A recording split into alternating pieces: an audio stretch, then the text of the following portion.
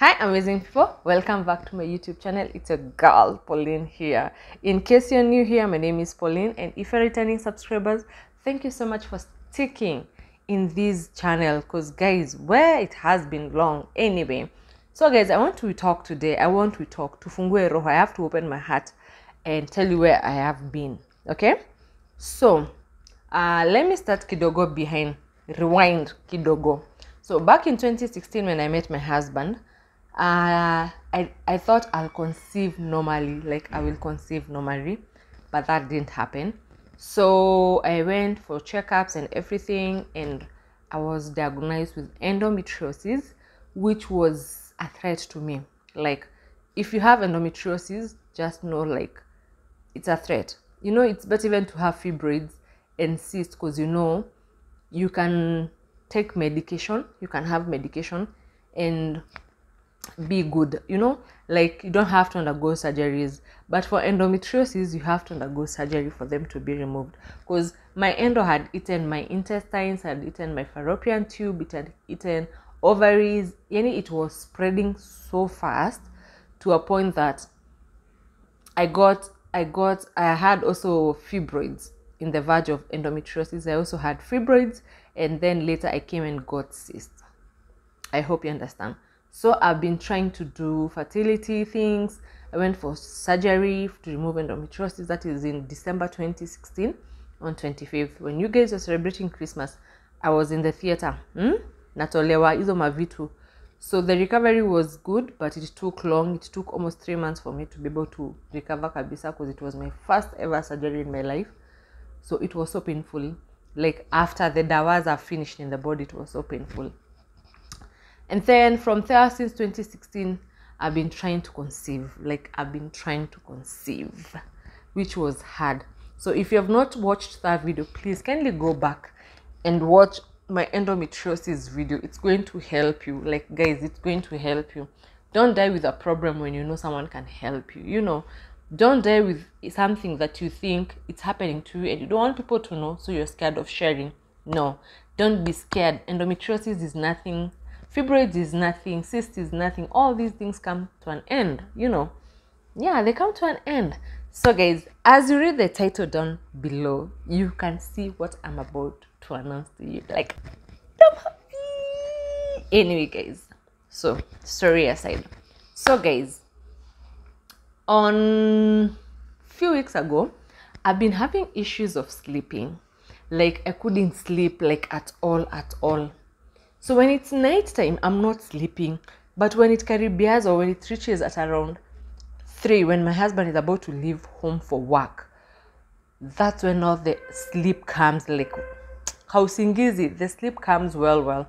So I'll sleep until late. You see, I'll sleep until 7. But now you see, because I'm lazy and my body is not feeling like going anywhere, I didn't know what was happening. Like, seriously, I didn't know what was happening to this girl. So previously, I'd gone for some kind of checkups, and I was told that fibroids are recurring. With fibroids and endometriosis, if you don't keep on going for the checkup, those things regrow again. The roots die, but they come back and they start thing. So I was so scared. That I'm going to have endometriosis back and then go for another surgery. That's what was my biggest scare ever. So I was so, like, scared. I don't want to undergo that surgery again for endometriosis. And I'd already told myself in my mind that it's okay, since I was told that it will be hard for me to get pregnant. So I had taken it to myself that I have kids already that I have to take care of. And I was so proud of those kids. And I love them so much, because they are my kids, They're my kids at the end of the day. So I was so relaxed. So when I started having that kind of the change in me, so I thought the endos again, they've started killing, because I was having flashes and then tasteless taste, and then I would just eat weird things. Like, I love eating some things that they were off me, or sometimes even I don't want to eat anything. Like, I noticed some sweets that I loved eating, but they were becoming nasty and I don't want to eat them. So I didn't know what was happening until one day now, when I told my friend, I've not received my periods yet, and I'm feeling funny. I'm feeling funny, like funny. And now my friend has been telling me, you know what, Pauline, you look so pregnant. And I'm like, pregnant? Pauline can be pregnant. If I've lived 10 years without being pregnant, is it now that I'm going to be pregnant? Like, hello? So my friend would convince me, you look so pregnant. Even the way you've pararad and the way you look shaggy and whatever, you look so pregnant. And I'm like, do I look pregnant? I don't look pregnant. So my friend has always been on my case on, Pauline, why don't you go ahead and go do a test and let's know what you have. So this is the story I'm talking about. I'm talking about last week's story. So I hope you're in the same page. Last week's story.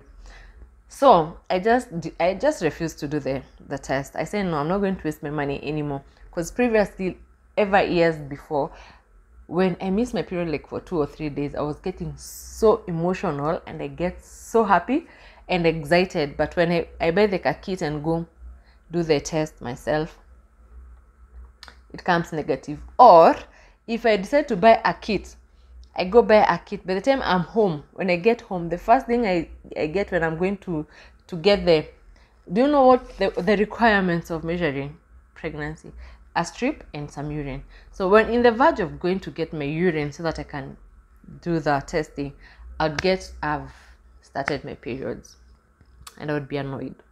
Or that morning when I wake up and I say I want to test, I'm pregnant, I get my period. So that thing was so frustrating to me for the years behind, and I felt I can't do that anymore. So when my friend requested me to do the test, I was like, I'm not going to do that test.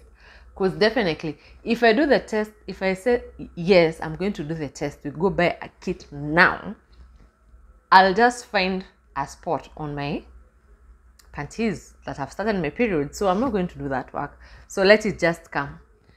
So she told me, Pauline, no, you're looking pregnant. I'm serious. And I'm like, no. So I let that pass and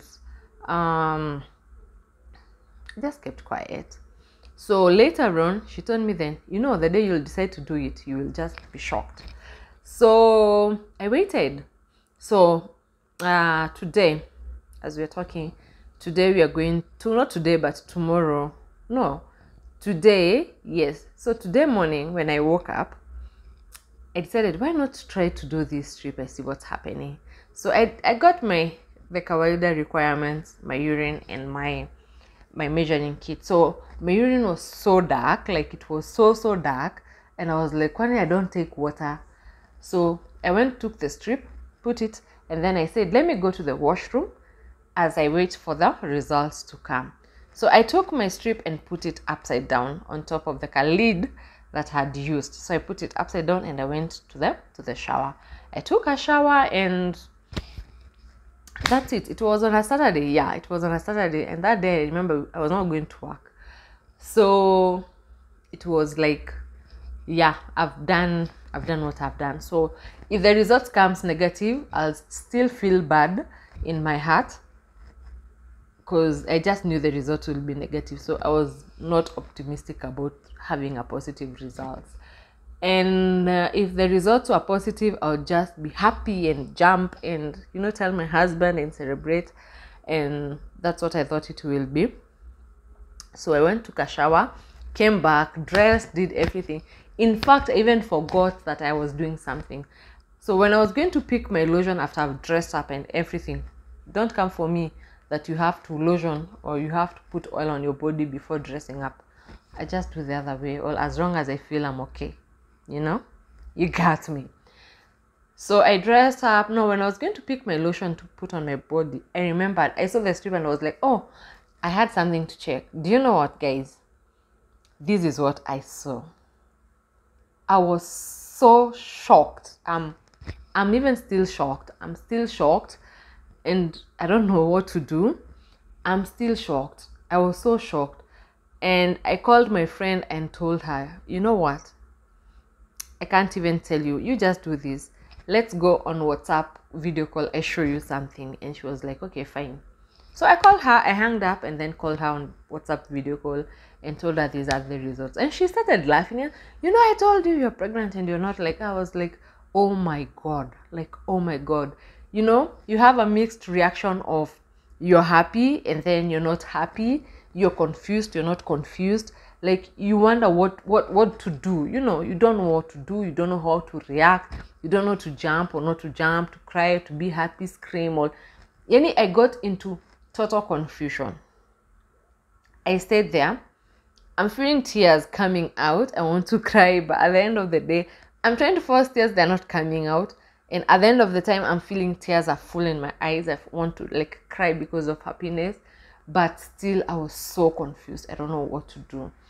So the next person I called is my sister, and I told her, sis, hi, I want to show you something.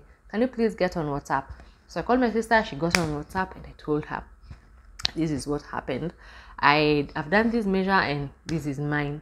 And so I was like, hey, I'm happy for you, sis. I'm so happy finally God has heard our prayers. So you just keep quiet. Don't tell anyone. Just keep quiet. Pray to God. Put God first. Put your pregnancy first. Now you start eating well. Make sure you eat, you drink, you sleep well. Be comfortable and take your easy time. Don't rush. Don't do something bad. And my sister was like, have you told your husband? And I'm like, I'm even confused on how I'm going to break this news to my husband, because I know he's not going to believe it. Like, he won't believe it, you know. So I kept quiet. The conversation ended and I kept quiet. And I'm like, okay, so what's next? So in the evening, the next day was elections, you know. We were doing the elections the next day. So guys, you know what I'm talking about. So the evening came and I'm telling you the story of last week. So don't worry. It was last week that all this happened before I sat here to tell you guys.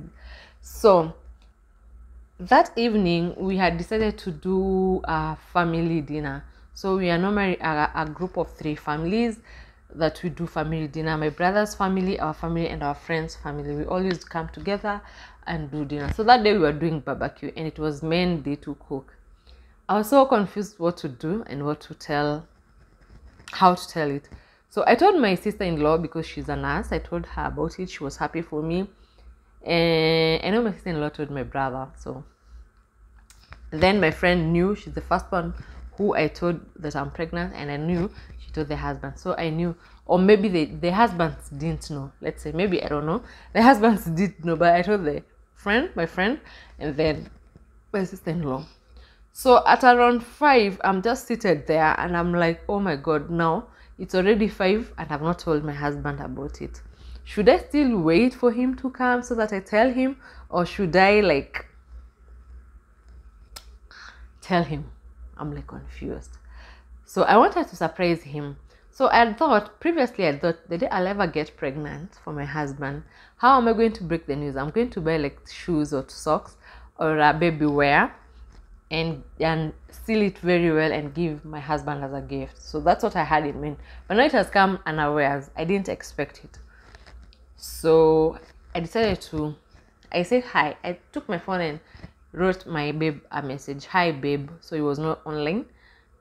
It took time before he responded to my hi. So I was getting anxious and I didn't know what to do. So I called him on the phone. And I was like, hi babe, are you busy? Kindly WhatsApp. So when he has a client and I want to tell him something urgent, I just call him and tell him WhatsApp, and that's it. I don't say a lot of stories. So WhatsApp. So he got online and he saw my message. Hi babe. He said hi. I'm like, babe, I have something I want to tell you. He's like, okay, fine. So tell me. I'm like, I hope you're not going to feel bad about it. And he's like, so why did you call me to tell me something and then you're telling me I'm not going to feel bad about it? If it's something bad, tell me. If it's something good, tell me. And I'm like, I don't know how you will take it, but I'll take it. So my husband doesn't like such kind of conversations. If you want to tell him something, go straight to the point. It's like this and this and this. So I sent like a photo, like a strip photo. I sent it to him and I'm like, look. He asked me, what is this? And I'm like, sure? You don't know what's this? I'm like, it's a test. And he was like, who has COVID? You know, the strip looked like a COVID test. Like, who has COVID? I was like, it's not a COVID test. It's a pregnancy test. And he was like, whose? I'm like, mine. And my husband was like, from where? How? I'm like, I'm also shocked. I took the test today morning and I'm shocked. I'm truly shocked. So he didn't reply to my messages anymore. I'm like, babe, are you there? He didn't respond. He was blue-ticking, but he was not responding to my messages. He was not talking. He was not doing anything. And I thought, no, that's it. So I was so scared. What to do next? And I'm like, oh my God. Oh, he came back home at around 7:30. He came home. We were just seated outside there. We were doing chicken barbecue, the 3 families as usual. So he came, and I was so shocked to see my husband was carrying 3 bags with drinks. He had done shopping, like drinks, milk, yogurt, stuff. Then the other bag had fruits, different type of fruits. And then the other bag had the sweet potatoes, ndoma, ngwashes, and everything. Yeah. So he came in. He hugged me, and I was like, okay. He came directly to me, hugged me, and gave me the papers. I took them in the house, and then he went to the bedroom, and then came where we were. So I didn't follow him to see his reaction. I didn't. So I stayed outside with the rest doing the barbecue. And then he told me, when he came back outside, he served me food and told me, baby, you need to eat a lot of food. You don't know you're eating food too. And I was like, oh, so you're excited, you're happy. And I'm like, are you happy, babe? He's like, yeah, I'm happy, but first we have to think about it, because we need to be sure if it's true or it's maybe your anxiousness. We have to give it time. So on Wednesday, we're going to the clinic. And I'm like, it's okay. So we celebrated our meat. We ate. I didn't feel like eating. I was so like nauseous. Because now I've known I'm pregnant. Now I was so nauseous. And I'm like, okay, fine. So we had our dinner. We celebrated kidogo. So the next day, those who were going to vote, they went and voted. As like me, I didn't vote. I'm sorry. So those who are voting, they went vote. And now we were remaining like 3 days. So my hubby told me on Wednesday I'll be free. I'll avail myself. I'll take you to the gyna and do some tests to see if it's true you're pregnant or it's some kind of the endometriosis cyst fibroid thing that is making you not have your periods. I was like, okay, yeah. So the story doesn't end there. So yesterday is when we went to the gyna, and guys, the results came out. I'm pregnant, and I'm 6 weeks pregnant, and I'm so happy. I'm 6 weeks pregnant, and I'm so happy, and I'm like, this is the high time I take good care of myself now. I'm so happy. I thank God. Life is changing. Surely I'm so happy about it. 6 weeks pregnant. That's when I'm coming to know I'm pregnant. And everything has been safe and sound. So the journey has to continue. So I'm feeling good. So guys, if you have fibroids, you have cysts, and you have endometriosis, it's not the end of life. I was also told the same. I'll never get pregnant, and I died, like, had kufad heart. You know, in Kenya we say kufa moyo. That is giving up, you know. So I'd given up on having kids. I knew I'll not have kids.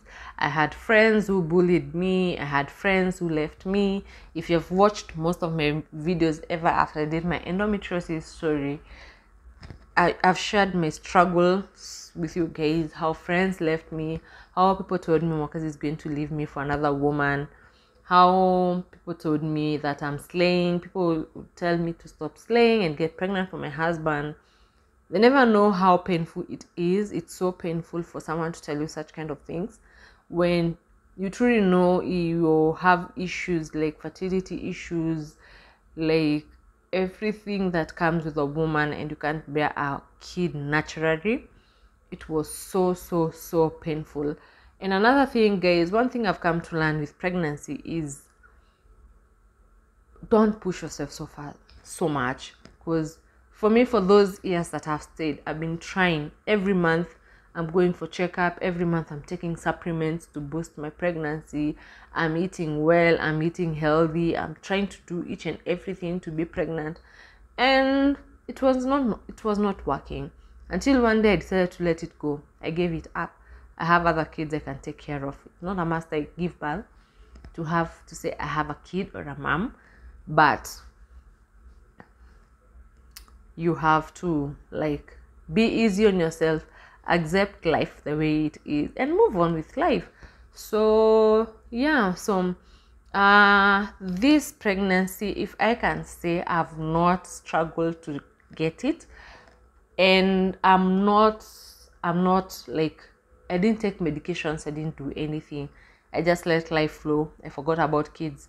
I gave up. I always tell God, give me a baby one day, one time. When you're ready, you will bless me with a baby. So it came naturally because my body, maybe I showed my body how to relax and forget about the worries of the world and said I have kids that I have to take care of. So it came naturally. So don't give up. Just relax.